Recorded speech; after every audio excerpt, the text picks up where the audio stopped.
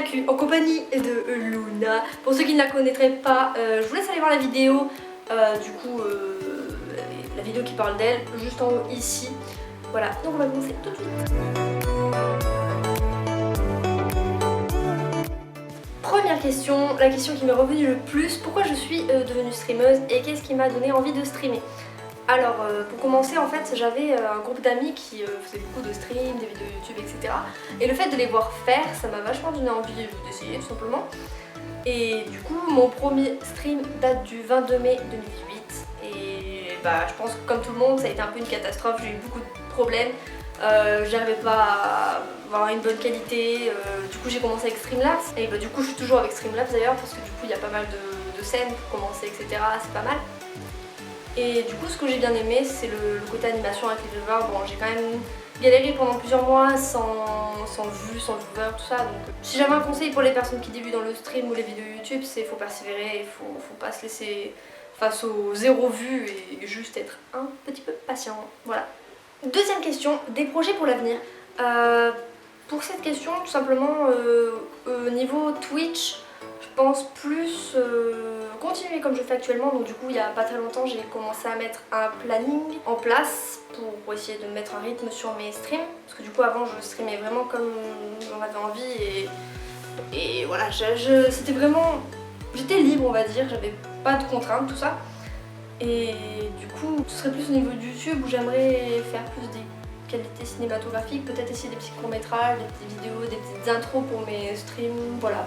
Après, à tester. Après, mes chaînes sont encore jeunes, donc des gros projets, non, pas forcément, mais à voir avec la suite. Troisième question. Je te suis depuis un bail, quand est-ce que tu vas essayer de jouer à GTA RP? Alors pourquoi pas, premièrement j'ai pas le jeu donc je verrai pour l'acheter. Et cette question m'est revenue pas mal de fois, pourquoi pas essayer de jouer avec des personnes qui connaissent déjà l'univers du RP, parce que j'en ai jamais essayé. Mais oui, pourquoi pas. Quatrième question, qu'en penses-tu des rumeurs sur le fait que tu maltraites tes modérateurs? Alors non, c'est faux, arrêtez tous de dire ça sur mes streams, c'est faux. On sait bien tous que je chouchoute mes modérateurs, voyons. Du coup on va faire une quatrième bits de... Est-ce que tu penses que tes LDAL c'est le meilleur? Alors moi je vous demande de poser des questions pour une FAQ et vous me posez des questions comme ça, vous voulez répondre quoi? Oui Teddy, si tu veux tu es le meilleur, mais peut-être que c'est quelqu'un d'autre le meilleur avant toi. Vous m'avez aussi posé des questions sur Luna. Alors première question au sujet de Luna. C'est toi qui as fait son éducation. Alors oui, depuis que je l'ai, depuis ces 2 mois en fait, je l'ai totalement éduquée toute seule. Bon après elle connaît que les bases, tout ça, mais pour le coup avec elle j'ai vraiment eu de la chance parce qu'elle a jamais été trop chiante, elle a toujours bien écouté, elle a toujours été très sage. Bon, à part les grosses conneries qu'elle m'a faites, c'est-à-dire bouffer les murs, arracher les placards, bon elle a pas envie de rester mais je vais pas l'embêter plus. Arracher les placards, ouais c'était cool ça. Sinon une assez mauvaise expérience avec son frère quand elle était plus jeune.